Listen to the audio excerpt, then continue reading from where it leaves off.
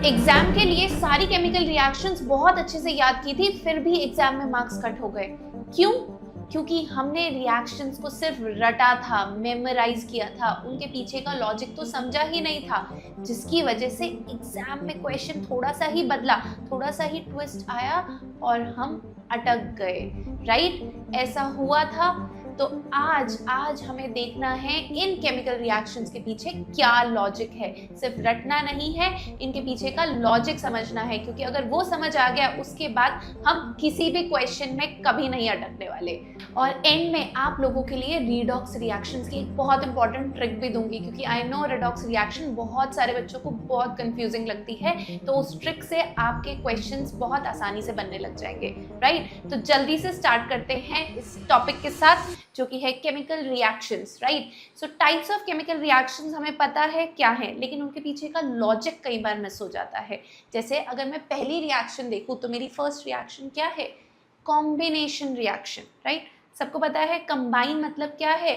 दो चीजें जोड़कर एक चीज बनाना। तो सेम चीज यहाँ पर भी है। यहाँ भी क्या हो रहा है? दो चीजें कंबाइन होकर सिंगल सब्सटेंस फॉर्म हो रहा है। राइट? जैसे यहाँ मैं देखूं, मेरा एक मैग्नीशियम है और एक ऑक्सीजन है, दोनों आपस में कंबाइन किए तो क्या बना? Magnesium oxide. अब आप बोलोगे मैम ये रिएक्शन तो बुक में दे रखी थी, मैं बहुत अच्छे से याद करके गया था, लेकिन मैं क्यों अटका था? क्योंकि कभी क्या, हमेशा ही ऐसा होगा, एग्जाम में जरूरी नहीं है जो बुक में दे रखा है मेटल उसी की ही पूछ लें। लेट्स से उन्होंने मैग्नीशियम की जगह पे यहाँ पे क्या कर दिया? एल्यूमिनियम कर दिया। एल्यूमिनियम प्लस ऑक्सीजन क्या देता है हमें? अब जो लोग इसको सिर्फ रट के गए थे वो क्या करेंगे? वो फटाफट लिख देंगे ALO। उनको क्या मिलेगा? 0। ऐसे नहीं लिखना, इसके लिए हमें एक और नॉलेज होनी बहुत ज़रूरी है, दैट इज़ वैलेंसीज। अगर मुझे यहाँ पे अपना फाइनल प्रोडक्ट बनाना है, so I have to keep in mind the valencies of aluminium and oxygen, उसके बाद ही फाइनल प्रोडक्ट बनेगा। यही एक चीज़ है जो बार बार गलत होती है, जिसकी वजह से आंसर्स गलत आते रहते हैं, प्रोडक्ट्स गलत फॉर्म होते रहते हैं। राइट? तो जो बच्चे वैलेंसीज में अटकते हैं, आप लोग हमारे टीच माइंड्स के चैनल पे ही देख सकते हैं। एक वीडियो आपको मिलेगा जहाँ पे how to write the chemical formula, ठीक है, पूरा अच्छे से एक्सप्लेन कर रखा है, तो आप उस वीडियो को जरूर जाके देखना। ठीक है? और जिनको आता है वो मेरे साथ आगे बढ़े। चलिए, so aluminium is Al3+, right? Aluminium की वैलेंसी 3, सो एल्यूमिनियम 3+, ऑक्सीजन पे 2-। ठीक है? अब जो भी उसकी वैलेंसी का नंबर है ना, उसको नीचे लिख दीजिए। यहाँ पे ऑक्सीजन का 2 है, फिर उसके बाद उसको क्रॉस मल्टीप्लाई कीजिए, तो Al कितने हो गया? 2 और ऑक्सीजन 3, ऐसे सबस्क्रिप्ट पे लगाएंगे। Right? So this is aluminium oxide, not ALO। Combination reaction हुई है, सिंगल प्रोडक्ट फॉर्म हुआ है, ये सबको पता है, लेकिन गड़बड़ कहाँ होती है? To write down the formula of the final product. Fine? Clear? अब इसकी जगह पे लेट्स से अगर सोडियम दे देते, सोडियम क्या होता है? Na सॉलिड प्लस क्या डाला मैंने इसमें? ऑक्सीजन गैस डाली। What will be the product? Again क्या याद करूंगी? वैलेंसी। सोडियम की वैलेंसी इज +1, ऑक्सीजन की 2-। जब +1 है तो इसके नीचे आया 1, इसके नीचे आया 2। अब करेंगे क्रॉस मल्टीप्लाई, Na2 से मल्टीप्लाई हुआ सो Na2, और ऑक्सीजन 1 से हुआ Na2, O sodium oxide. Right? इस तरीके से हमें सॉल्व करनी है सभी कॉम्बिनेशन रिएक्शंस। राइट? तो आप प्रैक्टिस कैसे करेंगे? आपको लॉजिक समझ आ गया, उसके बाद आप जितने भी आपको मेटल्स पता है ना, सारे मेटल्स लिख लीजिए और उनकी रिएक्शन ऑक्सीजन के साथ कराइए, एंड देन फाइनल प्रोडक्ट लिखिए। ठीक है? ये होती है फाइनल कॉम्बिनेशन की प्रैक्टिस खत्म। राइट? चलिए, नेक्स्ट टाइप देखे क्या है। नेक्स्ट टाइप आता है आपका डीकॉम्पोजिशन रिएक्शन। कॉम्बिनेशन का एकदम ऑपोजिट। कॉम्बिनेशन में क्या हो रहा था? दो चीजों को जोड़कर सिंगल प्रोडक्ट बन रहा था, और डीकॉम्पोजिशन में एक सिंगल रिएक्टेंट है, उसको हम क्या कर रहे हैं? उसको हम ब्रेक कर रहे हैं इनटू 2 और मोर प्रोडक्ट्स। राइट? यस, यही है डीकॉम्पोजिशन। अब ये डीकॉम्पोजिशन कराने के लिए डिफरेंट डिफरेंट मेथड्स है, अलग अलग तरीके हैं। कभी हम उसको गर्म कर देते हैं, कभी हम उस पर इलेक्ट्रिसिटी लगा देते हैं, कभी सनलाइट पे रख लेते हैं। राइट? सो अलग अलग तरीकों से हम डीकॉम्पोजिशन देखेंगे। तो सबसे पहले देखते हैं थर्मल, जिसमें हम हीट की वजह से किसी चीज को तोड़ रहे हैं, डीकम्पोज कर रहे हैं। राइट? तो उसका एग्जाम्पल अगर मैं यहाँ देखूं तो क्या है? Calcium carbonate. जब मैंने कैल्शियम कार्बोनेट को हीट किया, ठीक है, हीट का सिंबल ऐसे आप ट्राइंगल बना सकते हैं।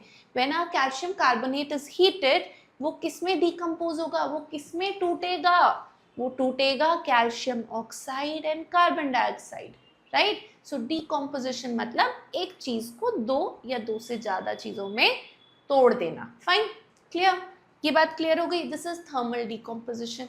क्या मैम और एग्जांपल्स हो सकता है थर्मल डिकम्पोजिशन के? यस यस होंगे, क्यों नहीं होंगे। लेड नाइट्रेट PbNO3 2, ठीक है। अब यहीं पे सब फंसते हैं, मुझे पता है लेड नाइट्रेट याद रह जाता है लेकिन फॉर्मूला लिखना नहीं आता क्योंकि वैलेंसीज नहीं आ रही, ठीक है। तो प्लीज वैलेंसीज पहले प्रैक्टिस करो, ठीक है।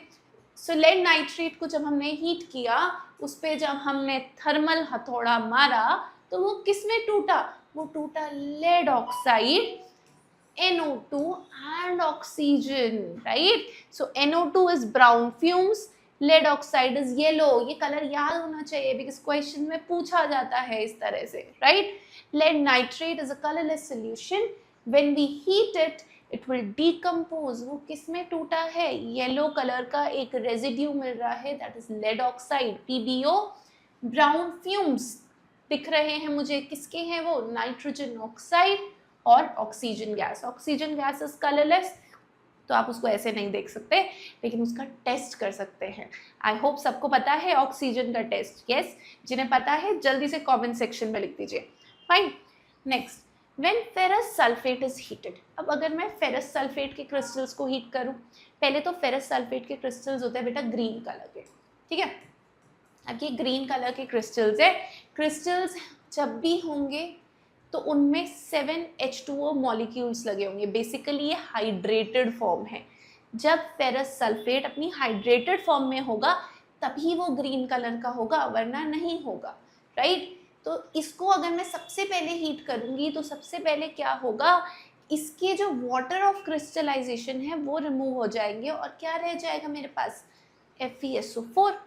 फिर मैं मानी नहीं, मैं फर्दर और हीट करती चली गई। जब मैंने उसे और फर्दर हीट किया तो मुझे मिला ferric oxide, Fe2O3 plus SO2 and SO3, both are gases which will escape, है ना, दोनों gases हैं, escape हो जाएगी and you will get a brown residue which is ferric oxide. Simple, ठीक है। ये आपकी decomposition की reactions है, कैसे, जब हम heat के help से decompose करते हैं। फाइन, ठीक है। तो ये 3 एग्जाम्पल्स आपके बहुत इंपॉर्टेंट है, जो आपकी बुक में भी मेंशन है और यूजुअली एग्जाम्स में पूछे भी जाते हैं, राइट, ठीक है। अच्छा, अब और कैसे कर सकते हैं, लाइट की हेल्प से कर सकते हैं, सनलाइट की हेल्प से। यस, सनलाइट की हेल्प से भी डिकम्पोजिशन होता है। जैसे सिल्वर क्लोराइड का, सिल्वर क्लोराइड क्या होता है, AgCl, सिंगल रिएक्टेंट। सनलाइट उस पर अप्लाई की, मतलब उसको ऐसे मान लीजिए हमने चाइना डिश में रख दिया या वॉच ग्लास में ऐसे रख दिया, इसको किसको, सिल्वर क्लोराइड को, ठीक है। सन की प्रेजेंस में क्या होगा, क्या होगा, वो डिकम्पोज होने लग जाएगा। किसमें चेंज होगा, silver and chlorine gas. Silver का क्या कलर होता है बता सकते हैं, सिल्वरी ग्रे, राइट। सबको पता है सिल्वर कुछ ग्रेइश सा सब्सटेंस होता है, राइट। सो सिल्वरी ग्रे सब्सटेंस फॉर्म हो जाएगा, जबकि सिल्वर क्लोराइड आपका वाइट था। तो जैसे ही आपका वाइट से सिल्वरी ग्रे फॉर्म होने लगा, आप समझ जाइएगा अब आपका ये सिल्वर क्लोराइड नहीं बचा है, अब ये क्या बन चुका है, अब ये बन चुका है सिल्वर और chlorine gas. Chlorine is gas which is getting evolved, which is getting escaped. Yes, ठीक है। अच्छा, और क्या कर सकते हैं, अच्छा इसमें एक एग्जाम्पल और आता है सिल्वर ब्रोमाइड का, तो ये भी बहुत बार एग्जाम में पूछा जाता है, तो प्लीज़ कंफ्यूज मत हो जाइएगा। ये 2 एग्जाम्पल्स बहुत इंपॉर्टेंट है। सिल्वर ब्रोमाइड को भी अगर मैं सनलाइट की प्रेजेंस में रखूँ, sunlight can be represented as H nu, ठीक है। So I will get Ag plus bromine gas. Ag तो वही सिल्वर, सिल्वरी ग्रे, और ब्रोमीन गैस। फाइन, ठीक है। और क्या कर सकते हैं, इलेक्ट्रिसिटी भी एक बहुत अच्छा ट्रिगर है टू कैरी आउट डिकम्पोजिशन। किसी कंपाउंड को तोड़ने में बहुत काम आता है, जिसका बेस्ट एग्जाम्पल है पानी। अगर मुझे पानी को डिकम्पोज करना है, पानी किस में डिकम्पोज होगा, हाइड्रोजन और oxygen. If I want to decompose water into hydrogen and oxygen, I use electricity. तो इसका पूरा इलेक्ट्रिसिटी सेटअप लगाएंगे, यस, जिससे हमें हाइड्रोजन गैस कहाँ मिल जाएगी, कैथोड पे मिल जाएगी, और ऑक्सीजन गैस कहाँ मिल जाएगी, एनोड पे मिल जाएगी, राइट, यस, ठीक है। इस तरीके से हम वाटर को क्या कर रहे हैं, डीकम्पोज कर रहे हैं into hydrogen and oxygen gas. ये रिएक्शन बैलेंस है ना। क्या इस बैलेंस रिएक्शंस में एक और चीज पता लगा पा रही हूँ, क्या जो मेरी हाइड्रोजन गैस है ना वो डबल है ऑक्सीजन गैस के, है ना। तो मतलब जो भी वॉल्यूम मिलेगा मुझे H2 गैस का वो क्या होगा, 2 टाइम्स होगा volume of oxygen gas. This is also very important finding in this reaction, yes. तो जो भी मुझे हाइड्रोजन गैस मिल रही होगी उसका वॉल्यूम डबल होगा ऑक्सीजन गैस के वॉल्यूम के, ठीक है। तो इस पे सवाल आता है, केस स्टडी पे आ जाता है, राइट। तो इस पॉइंट को हम दिमाग में रखेंगे, राइट, ठीक है। ऑब्वियसली जैसे बैलेंसिंग कर ली उसके लिए तो आसान है ना, उसको तो लॉजिक दिख ही रहा है, उसको याद करना ही नहीं पड़ेगा, यस, डन, ठीक है। तो ये तो हो गई हमारी दूसरी तरह की डिकम्पोजिशन रिएक्शन। देखो कॉम्बिनेशन में क्या हुआ था, दो चीजें कंबाइन करके सिंगल प्रोडक्ट बनी थी। डिकम्पोजिशन में क्या हुआ था, एक सिंगल आपका रिएक्टेंट था, उस पर हमने ऐसे मान लीजिए हथौड़ा मारा और वो 2 या मोर सब्सटेंसेस में ब्रेक हो गया, स्प्लिट हो गया, राइट। और जो सब्सटेंसेस भी बने हैं वो भी अपने आप में इंडिविजुअली एक कंपाउंड हैं, एक मॉलिक्यूल हैं, right. They are not unstable, they are stable, fine, ठीक है, डन। अच्छा अब और कौन सी रिएक्शंस आती हैं, आपने सुना होगा, एक आपने पढ़ी भी बहुत अच्छे से और आपको लगता है ये मुझे बेस्ट आती है, वो है डिस्प्लेसमेंट, यस। सबको लगता है डिस्प्लेसमेंट रिएक्शन बहुत आसान है और हमें बहुत अच्छे से आती है, लेकिन आपको पता है डिस्प्लेसमेंट रिएक्शंस में ही हम सबसे ज़्यादा मिस्टेक करते हैं एग्जाम में, ठीक है। देखें क्या मिस्टेक करते हैं, चलिए। तो डिस्प्लेसमेंट रिएक्शन पहले तो होती क्या है, डिस्प्लेसमेंट रिएक्शन होती है एक ज़्यादा ताकतवर एलिमेंट या मोर रिएक्टिव एलिमेंट क्या करेगा, लेस रिएक्टिव एलिमेंट, मतलब जो जिसके अंदर कम पावर है, ठीक है। और यू कैन से वो ज़्यादा ताकतवर है तो ये कम है, ठीक है, ऐसे मान लेते हैं। दोनों both of them have power, एक के पास ज़्यादा एक के पास कम है। तो जिसके पास ज़्यादा है वो क्या करेगा, कम वाले को उसकी सीट से हटाएगा और खुद जाकर बैठ जाएगा, दैट इज डिस्प्लेसमेंट, राइट। तो यहाँ पे भी वही हो रहा है, राइट। तो reactions in which one element takes the place of another element, एक एलिमेंट दूसरे की सीट पे जाकर बैठ गया, और ये कब होगा, जब एक मोर रिएक्टिव होगा और दूसरा लेस रिएक्टिव होगा। तो मोर वाला ही लेस को डिस्प्लेस करेगा, कभी भी लेस वाला मोर को डिस्प्लेस नहीं कर पाएगा, राइट। तो जैसे यहाँ पे एग्जाम्पल में देखूँ, पहले एग्जाम्पल देखने से पहले आप ये देखिए, ऐसे मान लेते हैं एक आपका ए है, ठीक है, एक और ये क्या बना हुआ है BC, ठीक है। BC आपका कंपाउंड बना हुआ है। देखिए जब भी कोई कंपाउंड बना होता है ना उसका आगे वाला पार्ट होता है केटाइनिक पार्ट और पीछे वाला पार्ट होता है एनाइनिक पार्ट, ठीक है। ये एक मेटल है, तो मेटल क्या होता है, metal also forms cations, yes. तो अगर मेटल मेरे केटाइंस बनाते हैं तो वो इस केटाइन को ही डिस्प्लेस करेंगे, एनाइन को तो नहीं करेंगे, क्योंकि जो नया कंपाउंड फॉर्म होगा वो भी वैसा ही होगा, केटाइन एंड एनाइन। ऐसा तो नहीं हो सकता ना एनाइन एनाइन बन जाएगा, no, this is a rule. Rule क्या है, कोई भी कंपाउंड होता है उसमें क्या होती है, एक स्पीशी केटाइनिक होती है, एक स्पीशी एनाइनिक होती है। केटाइन क्या होती है, पॉजिटिव स्पीशीज, एंड एनाइन क्या होती है, negative species, right, negative ions, fine. हमें पता है opposite charges attract each other best, है ना। सबसे अच्छा अट्रैक्शन किसके बीच में होता है, ऑपोजिट चार्जेस के बीच में होता है। तो ये दोनों आपस में अट्रैक्ट करेंगे and a compound will be form. कभी भी एक अनाइन और दूसरे अनाइन का कंपाउंड नहीं बनेगा, एक केटाइन और दूसरे केटाइन का कंपाउंड नहीं बनेगा, राइट। कैसे बनेगा, एक पॉजिटिव एक नेगेटिव, यस। यही फंडा हमारा डिस्प्लेसमेंट और डबल डिस्प्लेसमेंट दोनों में चलता है, ठीक है।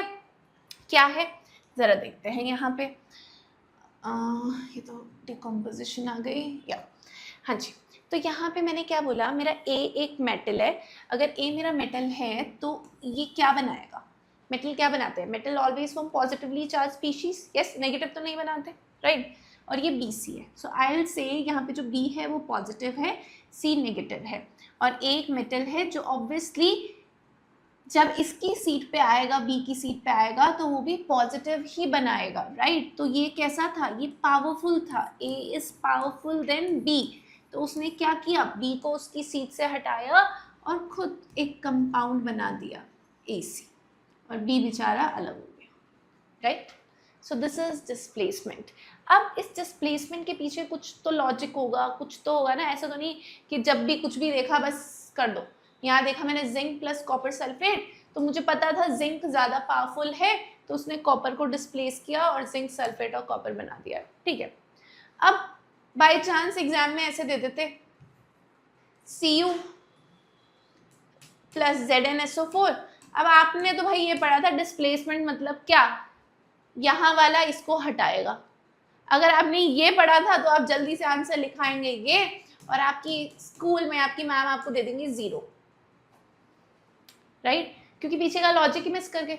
पीछे का लॉजिक तो यही था ना, जो ज़्यादा पावरफुल होगा, जो ज़्यादा स्ट्रॉन्ग होगा वही डिस्प्लेस करेगा। तो यहाँ पे तो बेटा कॉपर वीकर है, वो जिंक को कैसे डिस्प्लेस करेगा, तो यहाँ पे तो कोई रिएक्शन होगी ही नहीं। तो दिस इज नो रिएक्शन। तो जिसने भी वहाँ पे आंसर लिख दिया था जल्दी में एग्जाम में, तो बेटा 0 मिलेंगे उसके, ठीक है, क्लियर, एकदम बढ़िया से, ओके। अब उस रिएक्टिविटी को समझने के लिए ये सीरीज हमें याद होनी चाहिए, ठीक है। अब आप बोलोगे मैम ये सीरीज तो याद होगी नहीं, ऐसा नहीं है ना, ऐसा नहीं है कि नहीं होगी, ऑब्वियसली थोड़ा सा हो सकता है आपको टाइम लगे, but best way to learn the series और to practise the series is to practise questions. बहुत सारे आप क्या कीजिए, कॉम्बिनेशंस बनाइए, किसके, डिस्प्लेसमेंट के, जिससे क्या होगा, आपको ऑटोमेटिकली याद होने लग जाएगा, ठीक है। बाकी एक ट्रिक ऐसे याद रख सकते हैं, usually if I could see here, यहाँ पे मेरे कॉपर, मर्क्यूरी, सिल्वर, गोल्ड, वो लीस्ट रिएक्टिव है, तो वो नीचे ही है। तो ये ज़्यादातर एलिमेंट्स इनको बहुत आसानी से डिस्प्लेस कर देते हैं, right. Copper, mercury, silver and gold, ठीक है। और ऊपर सबसे जो मेरे हैं potassium and sodium, they are most reactive, they are highly reactive, ठीक है। तो ये तो सबको ही कर देते हैं।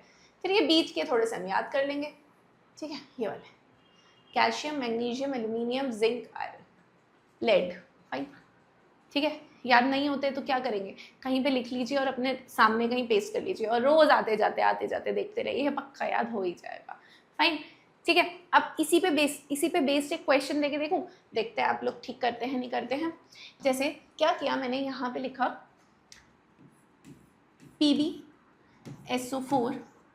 PbSO4 plus Fe। अब आप मुझे बताइए क्या कंपाउंड होगा, और दूसरा मैंने दे दिया Pb प्लस FeSO4, आप बताइए क्या होगा, ठीक है। एक में होगी एक में नहीं होगी, ये बात तो क्लियर हो रही है, एक में रिएक्शन होगी एक में नहीं होगी। अब वो किस पे डिपेंड करेगा, वो डिपेंड करेगा लेड और आयरन में कौन ज़्यादा रिएक्टिव है, कौन है ज़्यादा रिएक्टिव। अगर मैं अपनी रिएक्टिविटी सीरीज देखूँ तो मुझे दिख रहा है iron is more reactive than lead, that means iron will displace lead, ठीक है। लेड नहीं कर पाएगा, तो ये वाली रिएक्शन तो पक्का हो जाएगी। आयरन स्ट्रॉन्गर है, लेड वीकर है, बना लेगा FeSO4, और यहाँ पे लेड निकल जाएगा अलग से, बट यहाँ पे लेड तो वीकर है, तो नो रिएक्शन, ठीक है। इस तरीके से आप बहुत सारे कॉम्बिनेशंस बना के प्रैक्टिस करेंगे तो आपको पक्का एग्जाम में याद भी रहेगा, और अलग से कोई रिएक्टिविटी सीरीज याद भी नहीं करनी पड़ेगी, राइट, ठीक है। तो ये तो है हमारी डिस्प्लेसमेंट रिएक्शन, फाइन। अच्छा, दूसरी ऐसे ही डिस्प्लेसमेंट जैसी दिखती एक और रिएक्शन है जिसमें हम सबसे ज़्यादा कंफ्यूज होते हैं। एग्जाम में रिएक्शन दी होती है और पूछते हैं टाइप क्या है, हम सोचते हैं यार क्या है ये, डिस्प्लेसमेंट है या डबल, और most of the time we make that mistake, हम डबल डिस्प्लेसमेंट का आंसर में डिस्प्लेसमेंट लिखाते हैं, है ना। ये वाली मोस्ट कॉमन मिस्टेक है जो हम करते ही हैं, ठीक है। तो अब इस मिस्टेक को हम नहीं करेंगे, क्योंकि आज हम डबल डिस्प्लेसमेंट रिएक्शन को बहुत अच्छे से समझ लेंगे। अगर हमने अच्छे से समझ लिया ना तो हमसे ये मिस्टेक नहीं होने वाली। पहले तो डबल डिस्प्लेसमेंट, डबल मतलब 2 बार, ठीक है। सिंगल डिस्प्लेसमेंट में मतलब डिस्प्लेसमेंट होगा 1 बार, डबल डिस्प्लेसमेंट मतलब डिस्प्लेसमेंट होगा 2 बार, क्लियर। अब कैसे 2 बार होगा, तो पहले तो ये उन्हीं में देखने को मिलेगा जहां पे आपके दो कंपाउंड्स आपस में रिएक्ट कर रहे होंगे, राइट? दो आयनिक कंपाउंड्स आपस में रिएक्ट कर रहे होंगे, जबकि डिस्प्लेसमेंट में ऐसा नहीं था। डिस्प्लेसमेंट में एक कंपाउंड था, दूसरा मेटल था। यहाँ पे क्या है, दोनों रिएक्टेंट्स आपके क्या हैं, आयनिक कंपाउंड। तो सबसे पहला तरीका समझ के पहचानने का, सिंगल डिस्प्लेसमेंट में एक मेटल होगा, एक आयनिक कंपाउंड होगा रिएक्टेंट्स में, और डबल डिस्प्लेसमेंट में दोनों आयनिक कंपाउंड्स होंगे। क्लियर? फाइन। तो देखिए, ये है AB, ये है CD। ऑब्वियसली मैंने आपको क्या बताया था, पहले केटाइन फिर एनाइन। तो A is positive, B is negative, C is positive, D is negative. Fine, ठीक है।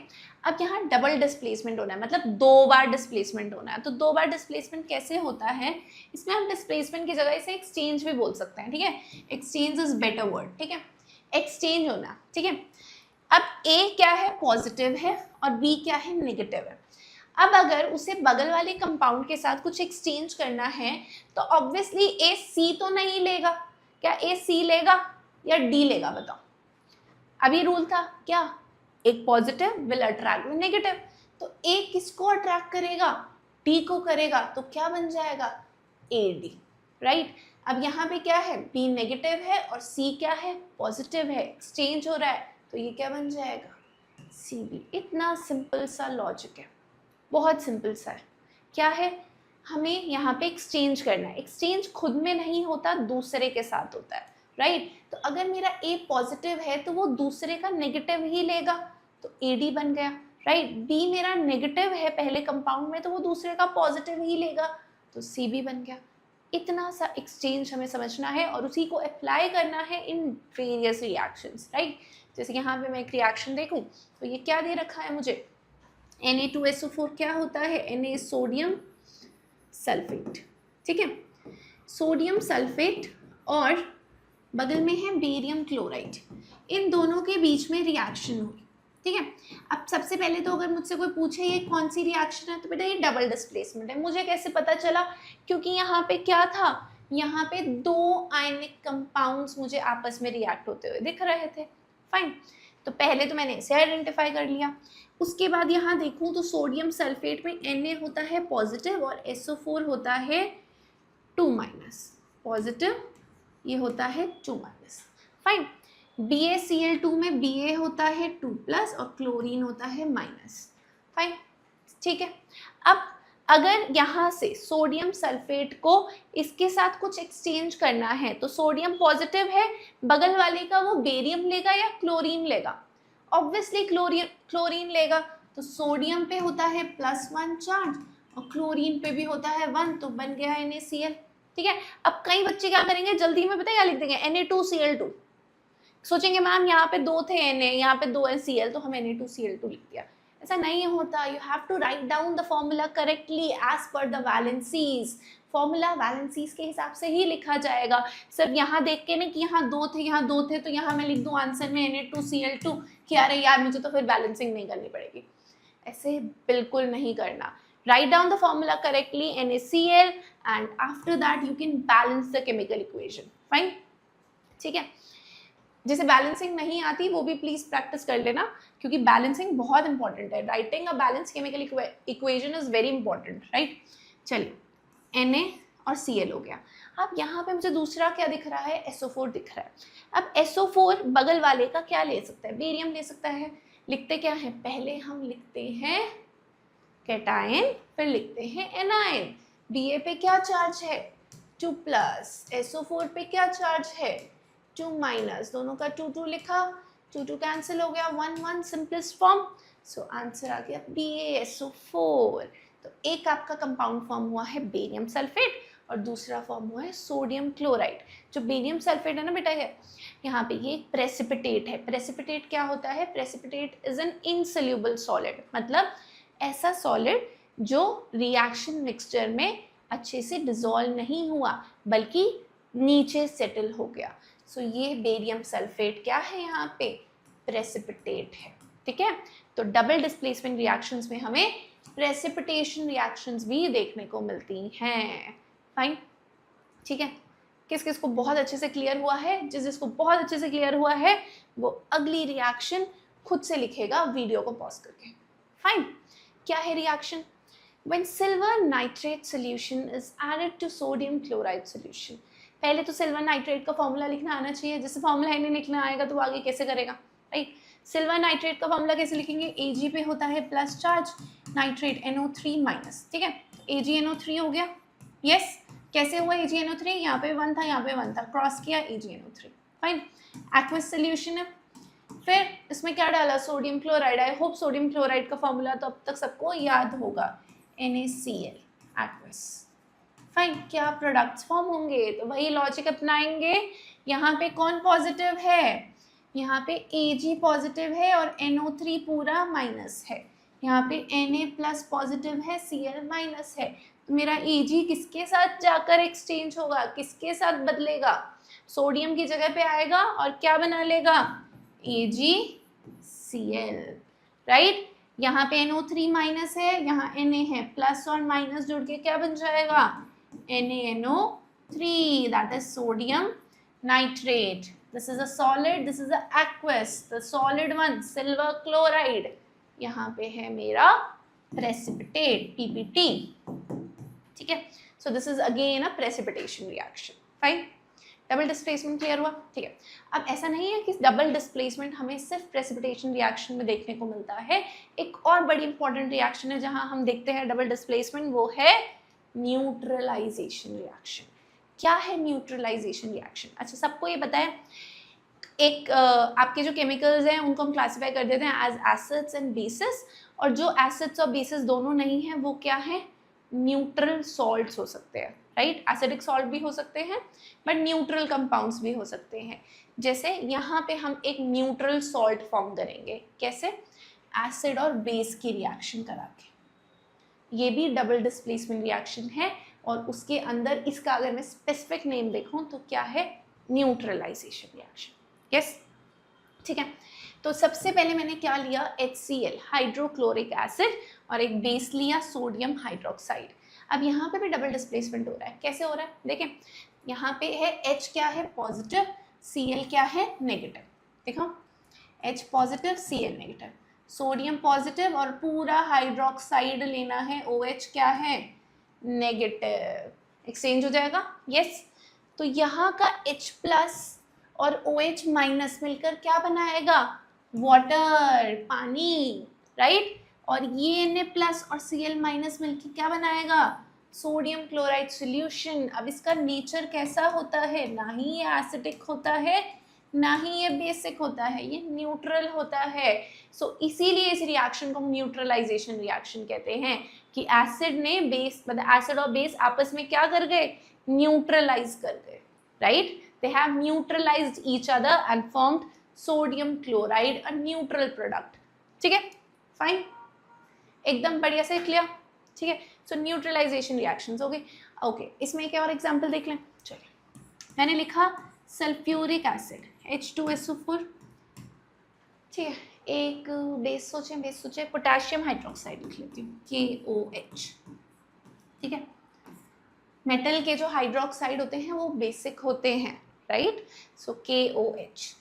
अब मैंने इनके बीच में रिएक्शन करानी चाहिए, तो H2SO4, जिधर H तो होगा पॉजिटिव और SO4 क्या है? 2 माइनस। समझ रहे हो? ये SO4 पे 2 माइनस था, इसीलिए यहाँ पे H2 आया है, राइट? तो कंफ्यूज मत हो जाना। K plus OH minus.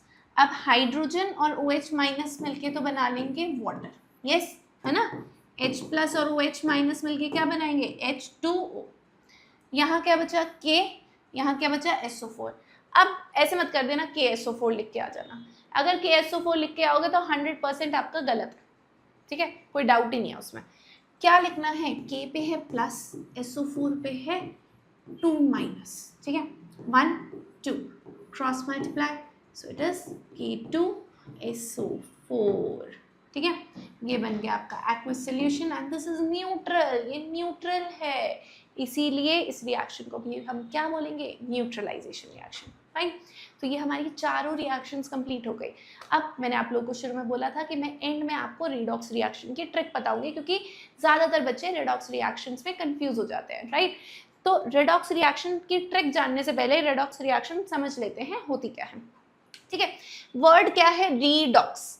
Redox तो ये दो शब्दों से बना है, एक शब्द है जिसमें रिडक्शन और दूसरा क्या है, oxidation. So redox reaction is basically reduction and oxidation reactions, ठीक है। ऑक्सीडेशन क्या होता है, ऑक्सी OX, ऑक्सीडेशन ऑक्स से शुरू हुआ, ऑक्सीजन भी ऑक्स से शुरू हुआ, तो ऑक्सीडेशन मतलब एडिशन ऑफ ऑक्सीजन, राइट, ऐसे याद रख सकते हैं। ऑक्सीडेशन मतलब एडिशन ऑफ ऑक्सीजन। अब ये दोनों रिएक्शन आपस में क्या है, ऑपोजिट है, ठीक है, एक दूसरे की क्या है, ऑपोजिट है, विपरीत है, राइट। सो यहाँ पे ऑक्सीडेशन का ऑपोजिट इज रिडक्शन, तो रिडक्शन क्या हो जाएगा, एडिशन ऑफ ऑक्सीजन था ऑक्सीडेशन, एडिशन का opposite removal, so reduction is removal of oxygen, ठीक है, इसे ऑपोजिट की तरह याद रख सकते हैं। ऑक्सवर्ड, ठीक है, ऑक्सीडेशन, ऑक्सवर्ड ऑक्सीजन, ठीक है, इसको हमने आइडेंटिफाई किया, तो इसका अगर एडिशन होगा तो ऑक्सीडेशन, इसी का अगर रिमूवल हो गया तो रिडक्शन, फाइन। ये तो ऑक्सीजन के टर्म में देख ली। अब जब हाइड्रोजन के टर्म में देखनी होगी ना, तो बिल्कुल इसका ऑपोजिट काम कर देना। ऑपोजिट काम मतलब अगर यहाँ एडिशन ऑफ ऑक्सीजन ऑक्सीडेशन है तो रिमूवल ऑफ हाइड्रोजन होगा ऑक्सीडेशन, अगर रिमूवल ऑफ ऑक्सीजन रिडक्शन है तो एडिशन ऑफ हाइड्रोजन होगा रिडक्शन, ठीक है, ऑपोजिट की तरह याद रखना है। अगर ये याद हो गया तो इसके बाद इनका ऑपोजिट करते चले जाना, ठीक है। बस एक ये याद कर लिया, देखो याद क्या करना है, ऑक्सीडेशन वर्ड ही हुआ ऑक्सीजन से, ठीक है, तो एडिशन ऑफ ऑक्सीजन, ठीक है। अब रिडक्शन इसका ऑपोजिट है, तो क्या हो जाएगा, इसका एडिशन का opposite removal, removal of oxygen, ठीक है।